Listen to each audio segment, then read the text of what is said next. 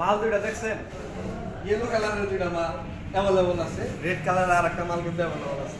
তো দুইটা মালের মধ্যে এই মালটা হচ্ছে সবচেয়ে ফ্রেশ কন্ডিশনের, তারপরে কিন্তু এই কন্ডিশনটা আছে।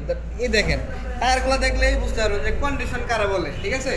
তো যে যেটা বাইক নিয়ে খুশি নিতে পারেন। হলুদ পাখি হলুদ পাখি আছে, লাল পাখি আছে, দুইটা আর একটা আছে।